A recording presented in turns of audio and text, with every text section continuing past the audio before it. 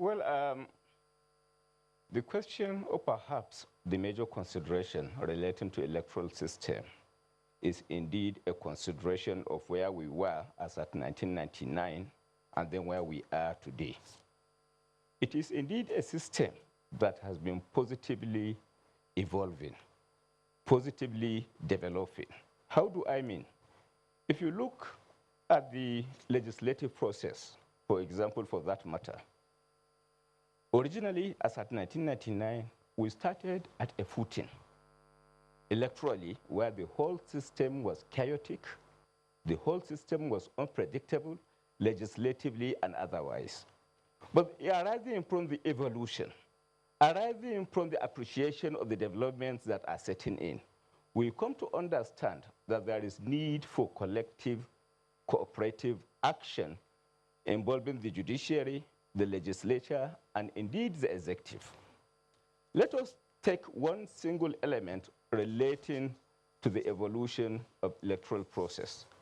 For example, the issue relating to perhaps pre-election matters determination. We all very well know that as at 1999, free election matters were pending in court for close to 7 to 10 years in respect of a tenure that is intended and expected to terminate within a period of 10 years. As at last year, we have pending before the Supreme Court cases that were pre-election matters cases that were pending for over 6, 7 years through the process of judicial determination. Now, how does the collective and cooperative action now provide a solution to that problem that's set into the system? The judicial, the executive, the legislature, sorry, for that matter, came in with a legal framework that now fake time within which, by way of constitutional amendment, within which pre-election matters were expected to be concluded. So how does the collaborative action now assisted further the due determination of pre-election matters as at when due? The judiciary kept faith with the time stipulated, legislatively stipulated, and ensured at the end of the day that pre-election matters are concluded within the statutory regulated time. So taking that into consideration, it is indeed apparent that the electoral process is indeed evolving. But that doesn't mean to say that there are no rooms for further improvement, and I think collectively and collaboratively, we are trying as much as possible to enhance on the quality of the system by way of empowering INEC, by way of building capacity, by way of ensuring at the end of the day that necessary compliance is required for the purpose of bringing about sanity, bringing about transparency, and bringing about accountability as it relates to electoral process are brought to bear by way of either a legal framework, judicial determination, or executive intervention. I think taking into consideration where we were as at 1999 and where we are today with particular reference to new developments that set into the process, I think we have a great story to tell as far as democratic dispensation is concerned. Honorable Minister.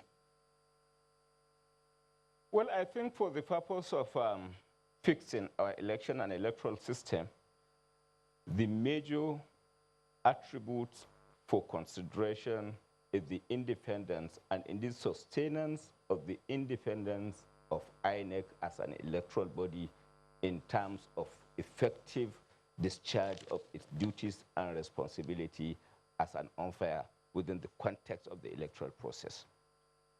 Now, the issue is for the first time in the history of Nigeria and the electoral history of Nigeria as a nation, the decisions of INEC have been wholeheartedly, indeed, complied with by the executive.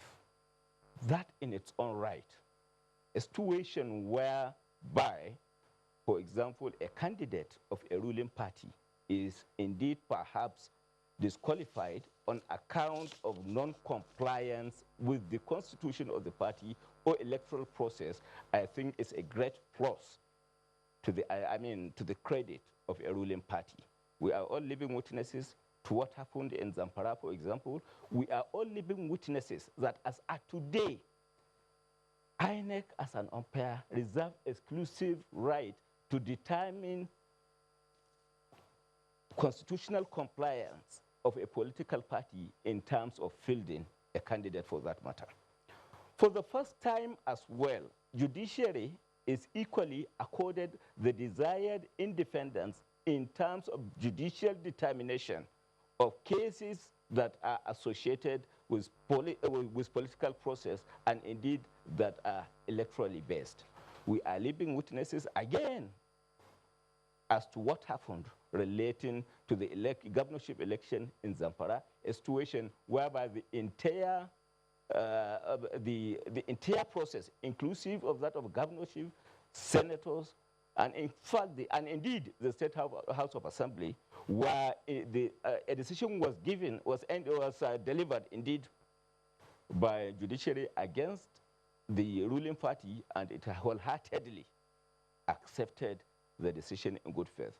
And there are a lot of other cases prevailing in the system by which the independence of INEC is indeed established by way of taking decision that is majorly adverse to the interest of the ruling party. So in essence, within the context of establishing the independence of INEC as an umpire in the electoral process, the independence of judiciary in the determination of cases with electoral undertones, I think it is only fair, the conclusion is justified that indeed as a government, we are indeed compliant, we have indeed supported the evolution and development of electoral process and have done enough for the purpose of enhancing it.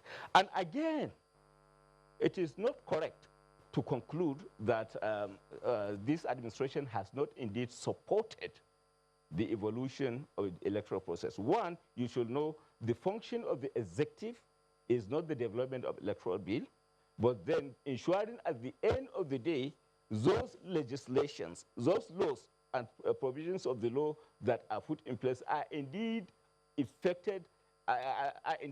implemented effectively for the purpose of sustaining the development of electoral process. All right, Honorable Minister. Within that context, the constitutional amendment relating to the fixing of the time within which election matters should be concluded was assented to by the president. So we have indeed supported a collaborative action that will see to the advancement of the judiciary. So the question is not the existence or otherwise of an executive bill, but whether indeed the executive has done enough for the purpose of enhancing the evolution of electoral process within the context of assenting to laws that will now enhance the quality of delivery of the electoral process within the context of indeed ensuring the independence of INEC and indeed the judiciary for the purpose of ensuring at the end of the day that due consideration, due compliance is given to the associated electoral laws. And within that context, I think we have indeed, as an executive, supported the process, the evolution and development of electoral system and process.